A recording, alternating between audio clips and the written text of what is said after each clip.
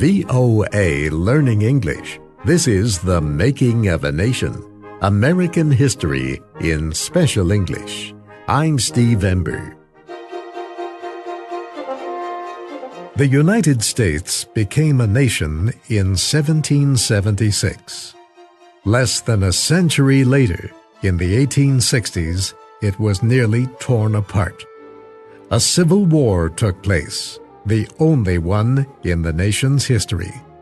States from the North and the South fought against each other. The conflict involved the right of the South to leave the Union and deal with issues, especially the issue of slavery, in its own way. This week in our series, we examine how the Constitution survived this very troubled time in American history.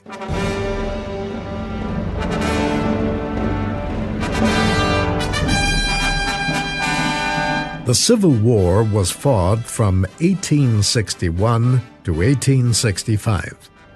600,000 men were killed or wounded. In the end, the slaves were freed, and the Union was saved.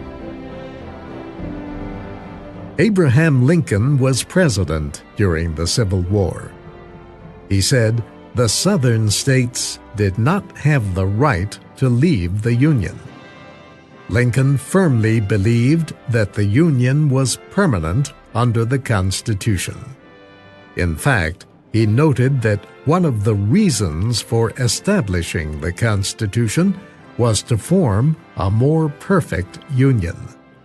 His main goal was to save what the Constitution had created. One cannot truly understand the United States without understanding its Constitution. The document describes America's system of government and guarantees the rights of its citizens.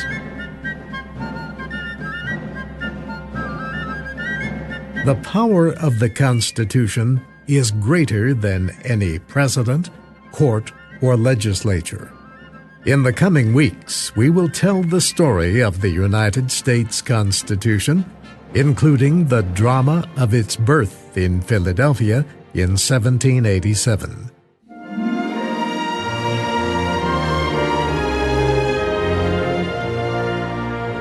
Before we do, however, we want to look at how the document provides for change without changing the basic system of government. If you ask Americans about their Constitution, probably the first thing they will talk about is the Bill of Rights. These are the first 10 changes to the Constitution. These 10 amendments have the most direct effect on people's lives. The Bill of Rights guarantees freedom of speech, freedom of religion, and freedom of the press. In fact, all of those and more, including the right to peaceful assembly, are contained just in the First Amendment. The second one states, a well-regulated militia being necessary to the security of a free state, the right of the people to keep and bear arms shall not be infringed. The Fourth Amendment protects against unreasonable searches and seizures. Other amendments say that people in criminal cases cannot be forced to make statements against themselves and have a right to a speedy and public trial by a jury. The Bill of Rights also deals with the separation of powers between the federal government and the states. In the words of the 10th Amendment, the powers not delegated to the United States by the Constitution, nor prohibited by it to the states, are reserved to the states respectively or to the people. In other words, powers belong to the states unless the Constitution gives them to the federal government or prevents the states from having them. The Bill of Rights was not part of the document signed at the convention in Philadelphia in 1787. The delegates believed that political freedoms were basic human rights. Some of the delegates thought it was unnecessary to express these rights in a constitution. Most Americans, however, wanted their rights guaranteed in writing. This is why most states approved the new Constitution only on the condition that a Bill of Rights would be added. This was done, and the amendments became law in 1791. One early amendment involved the method of choosing a president and vice president. In America's first presidential elections, whoever received the most votes became president. The candidate who received the second highest number of votes became vice president. The Constitution was changed after separate political parties developed. Then ballots began to list the names of separate candidates for president and vice president. There were no other amendments for 60 years. The next one was born in the blood of the Civil War. During the war, President Lincoln announced the Emancipation Proclamation. That document freed the slaves in the states that were rebelling against the Union. Later, the 13th Amendment banned slavery everywhere in the country, but Lincoln never lived to see it. He was shot a week after the South surrendered. The 14th Amendment, approved in 1868, said no state could limit the rights of any citizen. And the 15th, approved 2 years later, said a person's right to vote could not be denied because of his race, color, or former condition of slavery.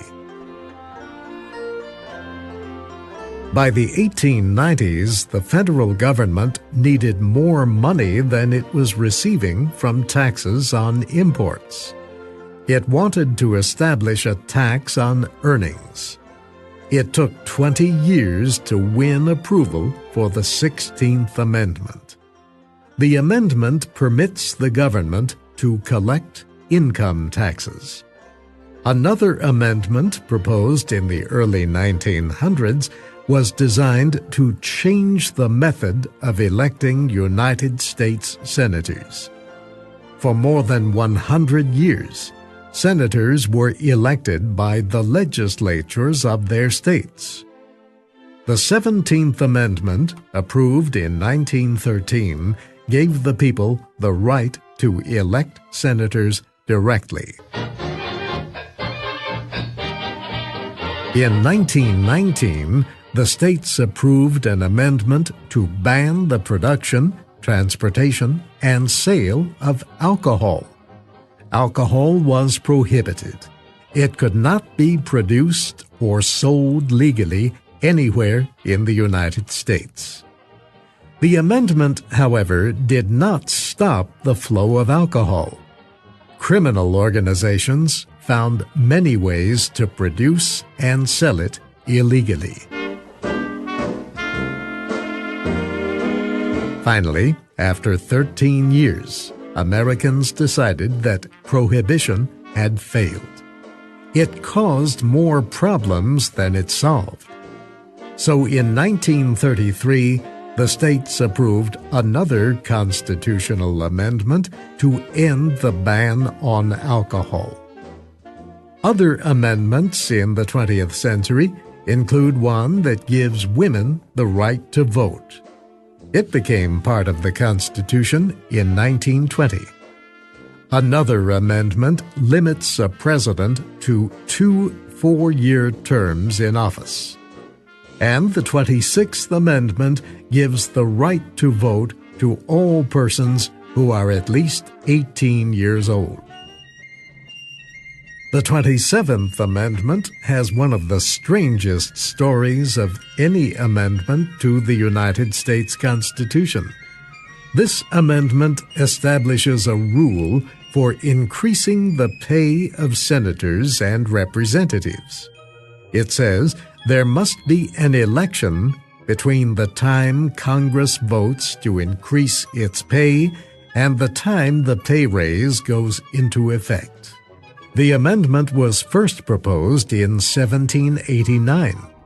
Like all amendments, it needed to be approved by 3/4 of the states. This did not happen until 1992. So one of the first amendments to be proposed was the last amendment to become law.